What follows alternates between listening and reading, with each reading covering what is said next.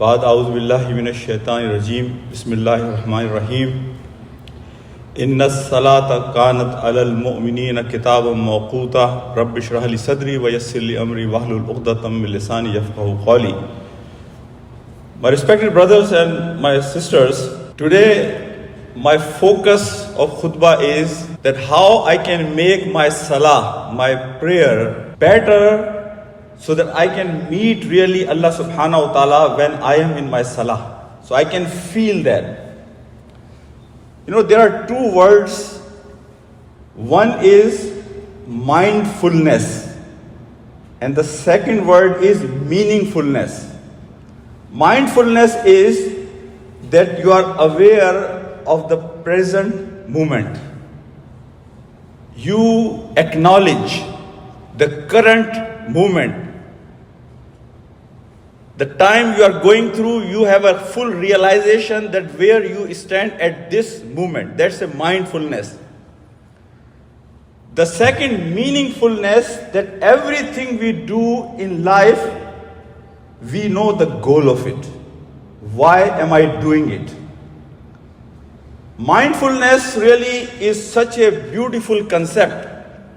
And because most of us, we live either in our past or in our future, either in huzn or in fear of future. We don't enjoy the current moment we go through.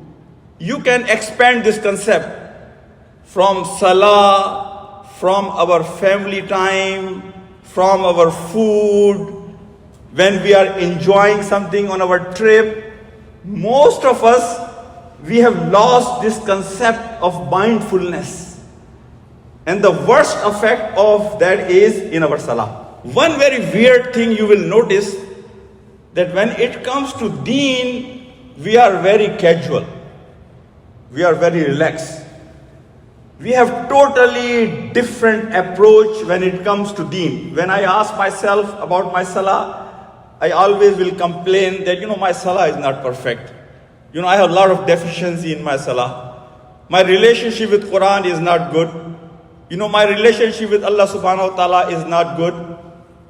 But if it comes to my personal life, that if I have any problem in my family, if I have any problem with my health, if I have any problem with my finances, I take that thing very serious. And I do my best to rectify it. I do my best to correct it. I lose my sleep. I lose my appetite. But when it comes to deen, then I am very relaxed. 10 years ago where I was, 10 years after I will be at the same place. There is one of the Sahabi, Usman ibn Abi al-As Saqafi. He was the in charge maid of Taif, the province of Taif, by Prophet ﷺ. He realized when he was praying that he gets distracted. Shaitan gets over him. So he is not able to focus in his salah. He travels from Taif to Medina to meet Prophet ﷺ. 6 days traveling, going, and 6 days traveling, coming back to Taif. Because his concern was that I am losing my concentration in my salah. And salah is the most important, because in salah, wallahi, there is a physical part of salah. But more important is the spiritual part of the salah.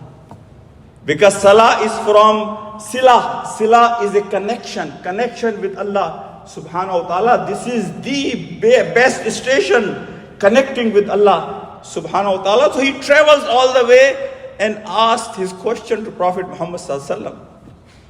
My brothers and my sisters, this is how really we should be worried and concerned when it comes to deen, that I should do my best like what I do for my personal, life. Now for salah, there are few things which I want to discuss before we come to masjid. First thing, when Muazzin is saying, Hayya ala salah, Hayya ala falah, you can go and ask any scholar of Arabic. These are the words that somebody is calling you from the depth of his heart, from the bottom of his heart, with love that you cannot describe in words. Allah subhanahu wa ta'ala is calling his every abd to come towards Salah, which has falah for you. Second thing, before we come for Salah, remember one more thing, my brothers and my sisters. Praying in masjid has 25 to 27 times more reward. Some of the scholars say that if you reach masjid before the iqama is called and you join the imam, then your reward is 27 times. But if you miss the iqama or you miss any essential part of the salah and you join in the second rakah, you missed any rukun of salah, then your reward will be 25 times. Imam Bukhari rahmatullah alayhi, about him, it comes that he got preoccupied one time and salah time came for Isha. And Imam Bukhari, when he reaches to the masjid, salah was over.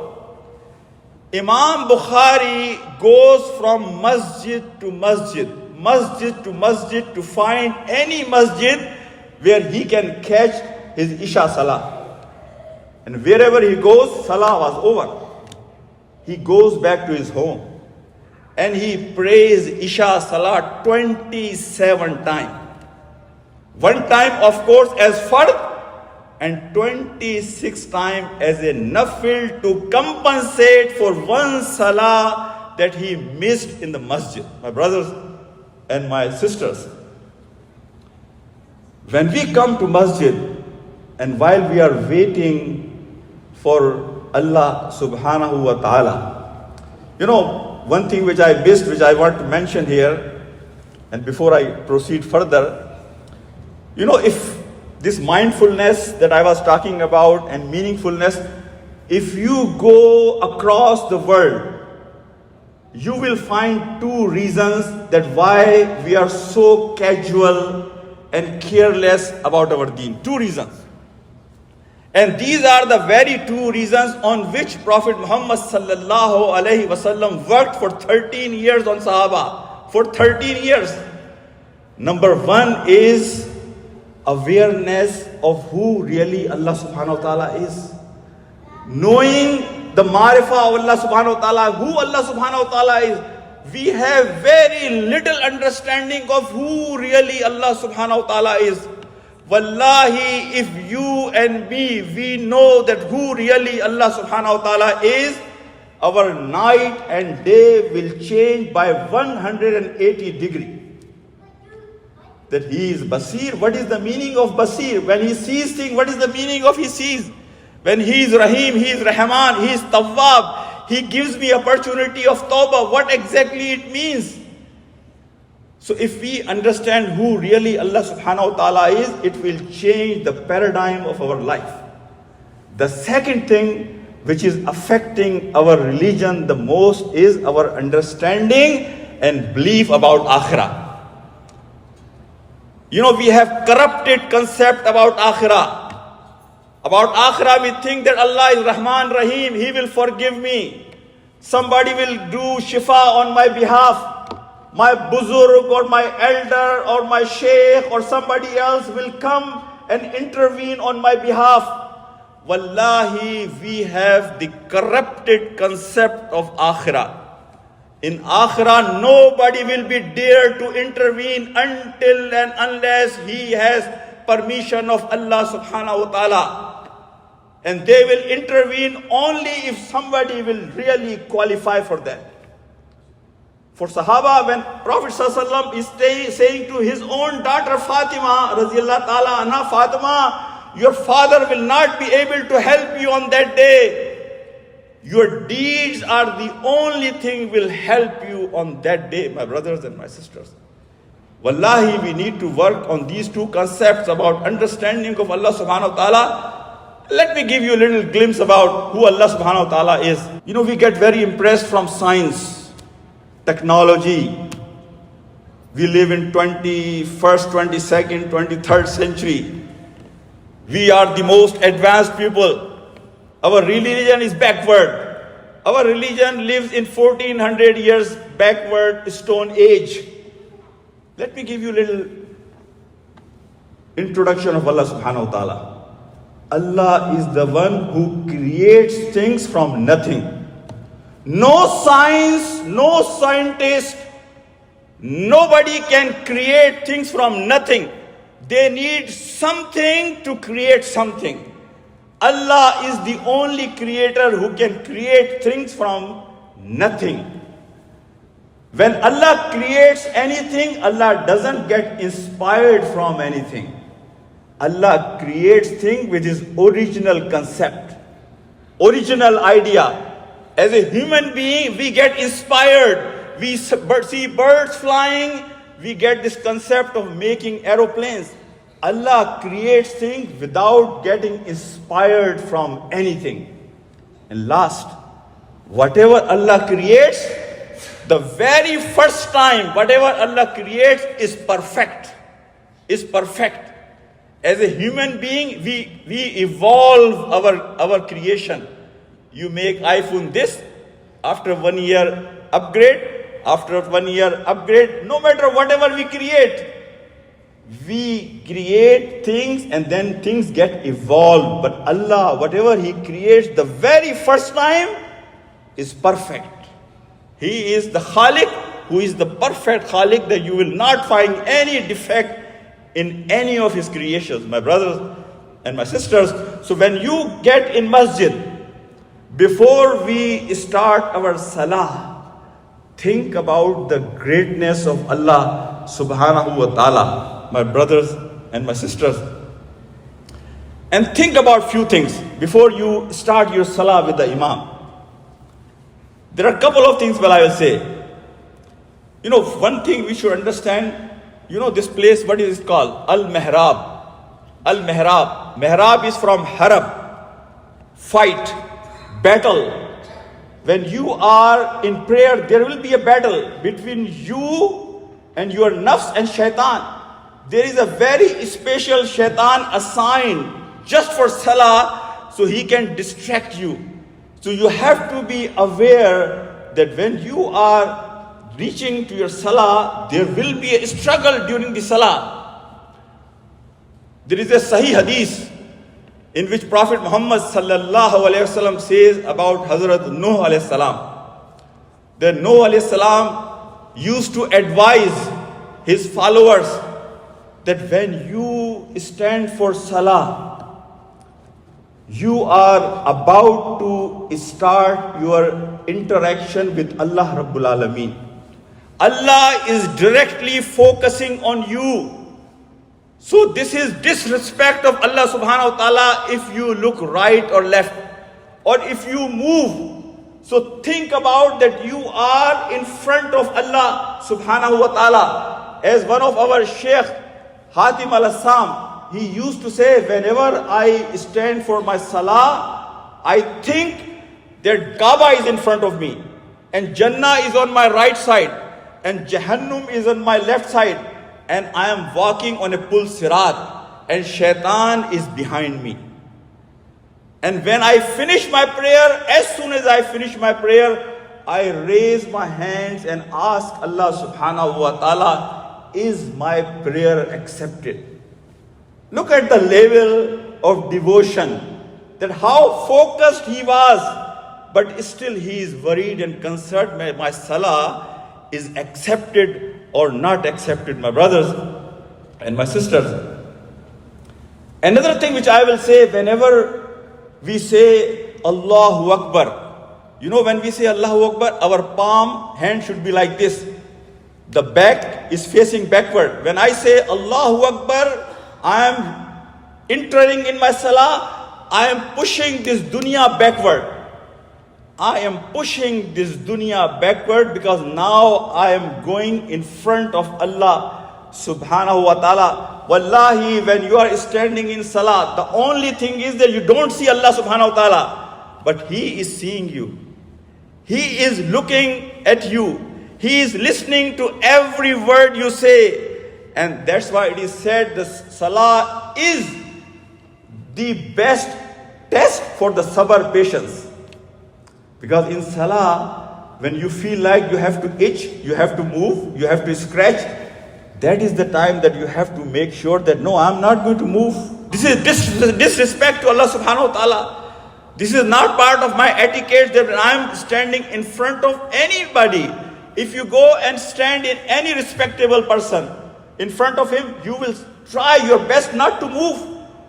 Wallahi, in Salah, we should try not to make up, because that is the test of our patience when we are in our Salah. And I will recommend to you and me, my brothers and my sisters, Wallahi, it does not matter how many rakah you pray. Just focus, even few. Take your time. Don't rush. Take your time when you are in ruku. Take your time when you are in sajda. Make dua to Allah subhanahu wa ta'ala. Think about the day of judgment. Think about meeting Allah subhanahu wa ta'ala when we are in our salah. There is a hadith in which Prophet ﷺ says that somebody who enters in salah, some of them, they get 1/10 of it. 1/10 of the reward. Some of them 1/9. Some of them 1/8. And some of them, they get the full reward. So when we start our salah, think about only these two ahadith. What Hazrat Nuh alayhi salam has said, and what Prophet Muhammad sallallahu alayhi wasallam is saying, that I traveled all the way to join for salah. I want to make sure that in this salah, I will do my best that I get the full reward. Why to lose any reward? While I am here, I have spent time. I am here already, so I will do my best to get the full ajr. Another thing, when you come for salah in masjid, this is the most beautiful thing which I have heard about salah. And I want you to please pay attention to that. You know, when you go at somebody's house as a guest, the host, he honors you according to his status. He will give you food. He might give you gifts. He will do his best to take good care of you. This is the host of the dunya. When you come to masjid on the call of Hayya al-Salah, Hayya al-Falah, have this concept that you are the guest of Allah subhanahu wa ta'ala. Allah is your host. And Allah, who is a Malikul Mulk, who is a king of the kings, He is going to reward you according to his status. And wallahi, every time you come in masjid and you go home, you go truckload of reward and ajr from Allah subhanahu wa ta'ala, gifts from Allah subhanahu wa ta'ala. Have this concept that I am going to meet as a guest to my host, Allah Rabbul Alamin, in the masjid. And when you are leaving with plenty of reward and gift. Look at ourselves, how loser we are, that we lose every salah that much. That's why it comes about Sahaba. As soon as Imam used to say Assalamu alaikum, they used to get sad, because they have lost that opportunity of meeting with Allah subhanahu wa ta'ala as soon as Imam says Salah. But then they recoup. They get happy again that inshallah, Allah will give me another opportunity in the next salah that I will be able to meet Allah subhanahu wa ta'ala. You know, there was a sheikh in Medina, Sheikh Abdullah bin Ash-Shinikiti. Somebody came and complained him that sheikh, at my home, we always have fight between wife and husband, fight with my kids. It's a miserable life at home. So Sheikh asked him a question. He said, where do you pray your nafil and sunnah prayers? He says, Sheikh, I come in masjid and I do all my salah in masjid. He said, why don't we start from tomorrow? Pray your nafil and your sunnah at home, in front of your family, in front of your kids. And then you will see the result of that. The same brother comes to Sheikh after 2 weeks. And he says, Sheikh, Wallahi, the situation of my home has changed. Has changed. The fight has is turned into harmony and peace. Because my kids, they see that I am remembering Allah subhanahu wa ta'ala. I invite all of them. We pray together. So we all are on the same page. So this is the recommendation of Prophet Muhammad sallallahu alaihi wasallam. The best place to pray your sunnah and nafil is your home. Don't make your home cemetery, graveyard, qabristan. We need to pray so our kids can see that my father is praying. He is waking up in the morning. And wallahi, the true salah, which will become noor for you and me, and about which Prophet Muhammad sallallahu alaihi wasallam says is the most difficult salah, is the salah of Fajr and salah of Isha. Every salah you come in dark when the sun is setting.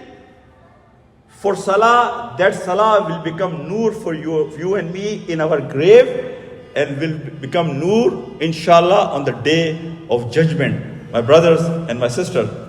And I will share with you another hadith of Prophet Muhammad sallallahu alaihi wasallam, in which he says, if somebody reads Quran at home, if somebody reads Quran at home, 2 things will happen.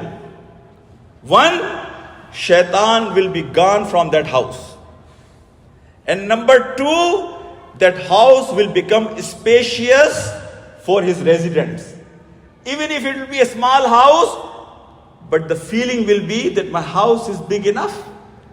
So shaitan is gone, and you will be contained and happy in the house you are living just from reading Quran in our homes. My brothers and my sisters, I pray to Allah subhanahu wa ta'ala that He gives you me tawfiq, that we can live our life, wallahi, according to our salah. Our life should be around salah. Our life should be around salah.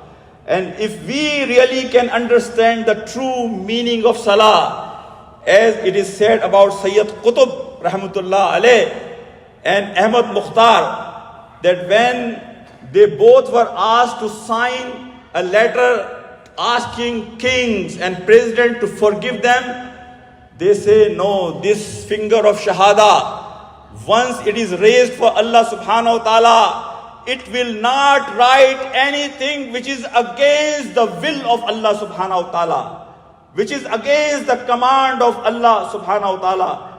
That's why Muhammad Nursi of Turkey, when Russians, they captured him, and when the journal of that army came, everybody stood up for the respect of that journal. And Ahmad Nursi said, I will not stand. People ask, why not? He said, I can only stand in front of Allah subhanahu wa ta'ala. The body who stands in front of Allah subhanahu wa ta'ala, only respect is for my Lord, my God. I will not stand up for the respect of anybody else but Allah subhanahu wa ta'ala. I pray to Allah subhanahu wa ta'ala, my brothers and my sisters, that Allah gives you me tawfiq, that we can make masjid our home. Really, wallahi, our kids, you know, I can share with you one joke from California. It's not a joke, it's a reality. One of the family, the young child who was 7-8 years old, when some guest came and they wanted to pray, the child asked them, you know, I have never seen my father praying. My grandmother prays, my mother prays, my sister prays. So I was thinking maybe the prayer is just for women, just for female, it's not for men. Our kids, they are watching us. If we want to leave a legacy, if we want to leave a good example for our kids, wallahi, connect them with the masjid. If they see you in the morning, then no matter what weather it is, no matter how tired my father is, he gets up in the morning and he rushes for the masjid to catch the Fajr Salah in masjid. No matter how tired is he, when he comes home, it's a Isha time, he goes to masjid. Wallahi, if you and me, we will connect ourselves with masjid, then inshallah our children, they will follow the same footsteps.